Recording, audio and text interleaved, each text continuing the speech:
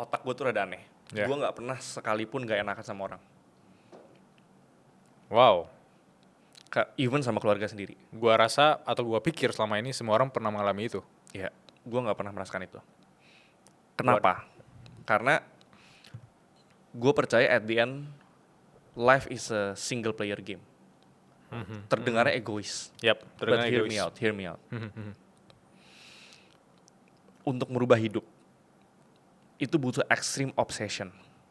Butuh obsesi yang sangat ekstrim. Ketika kita kerja di pagi sampai pagi lagi, kita nggak punya waktu untuk keluarga, kita nggak punya waktu untuk pacar, nggak punya waktu untuk sahabat. But actually, busy friends are good friends.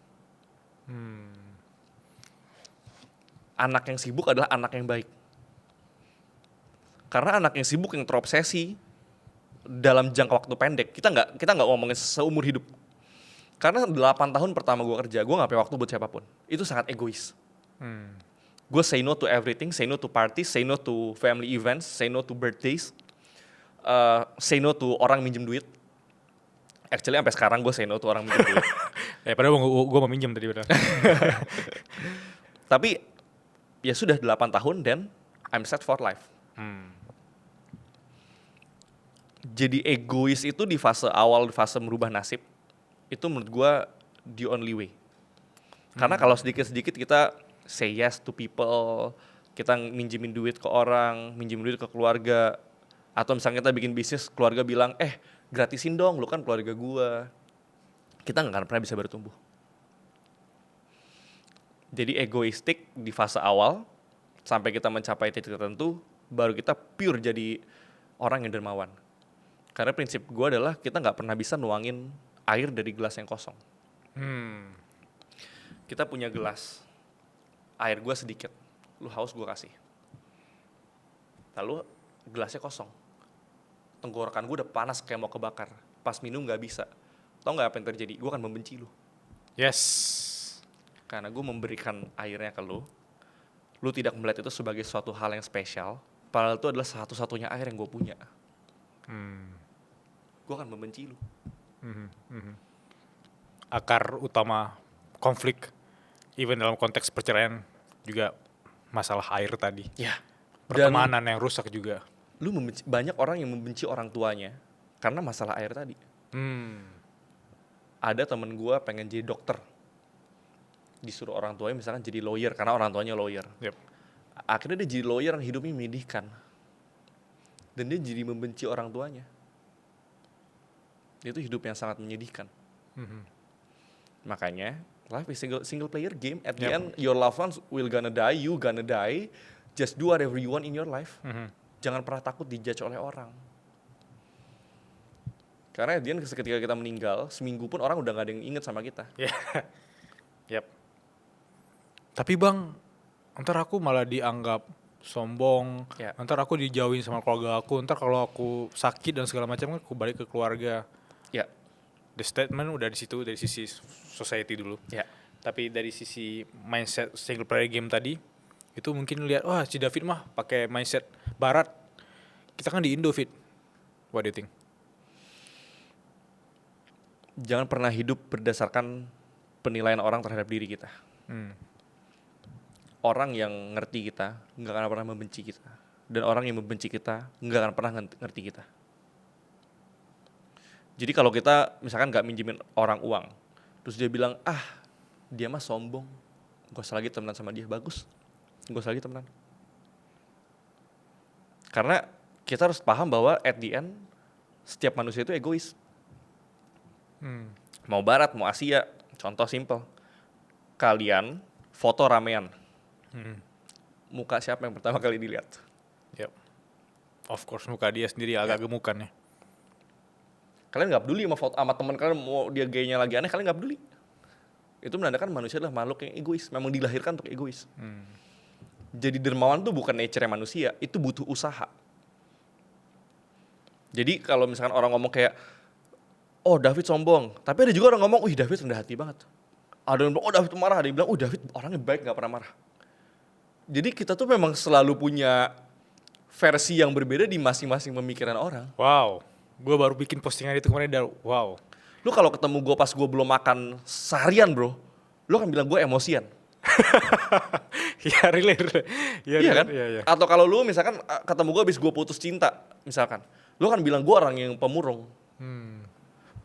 Iya. Sih? Iya. Perspektif orang, persepsi orang akan hidup kita itu tidak mendefine siapa diri kita. So live life, stay true to yourself. La la la la la la la la la la la la la. Orang biasa ngikut musik gitu loh, Pak. Itu bagus banget, Dev. Yap. Aku mau menggali dari sisi specific knowledge, tapi dari sini aku juga mau melihat atau cara pandang lo ketika melihat orang yang ragu, full anxiety, atau dia overthinking terhadap dunia yang di masa akan datang. Yeah. Kalau lu ngobrol sama orang itu, lu bakal menampar dia dengan apa? Gue juga punya anxiety yang sama. Gue juga punya stress yang sama. It means we are alive. Gue yakin satu-satunya waktu kita nggak punya anxiety dan kita nggak punya stress adalah waktu di mana kita masuk peti mati. Fortune favors the bold. Kekayaan, keberuntungan berpihak pada orang pemberani. Orang pemberani itu bukan berarti mereka nggak punya rasa takut. Ya, itu yang ingin gue tekankan.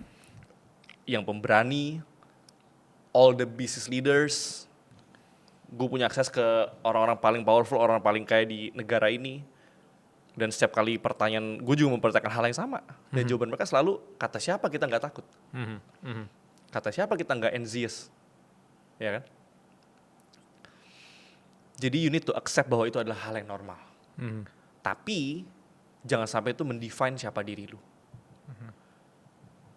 Orang yang pemberani, orang yang percaya diri, semua orang punya insecurity masing-masing. Tapi we need to act without membiarkan emosi kita tuh mengambil alih. Kita harus terbiasa untuk mengotak-ngotakan. Kalau lagi putus cinta, kita memimpin perusahaan yang isinya 500 orang. Apakah perasaan kita akan membiarkan 500 orang itu kelaparan atau enggak? Ya kan? Yep. Kalau kita stres di kerjaan, kita pulang ke anak istri kita. Apakah kita akan marah-marah ke anak istri kita? Jadi jangan pernah mendefine perilaku lu, apapun yang lu lakukan, itu berdasarkan emosi. Stres, anxiety, rasa takut, itu kayak awan mendung. Cukup dengan waktu yang berlalu, emosi akan hilang. Jadi prinsip kita adalah kita harus bekerja, kita harus hidup berdasarkan kedisiplinan. Kita harus doing what is right, bukan cuma what is feels right. Karena what is right and what is feels right itu dua hal yang berbeda. Kalau kita lagi nggak feeling good, kita nggak mau kerja, masa kita nggak kerja? Masalahnya kalau kita nggak kerja, kita nggak akan pernah merasa feeling good to work anyway. Yep. Jadi the only way to feel good adalah, ini paradoks justru. The only way to feel good about work adalah do the work. Ketika you do the work, lo kan mempunyai motivasi untuk merasakan, oh ternyata gue suka ya kerja. Jadi stres, rasa takut, anxiety, itu muncul karena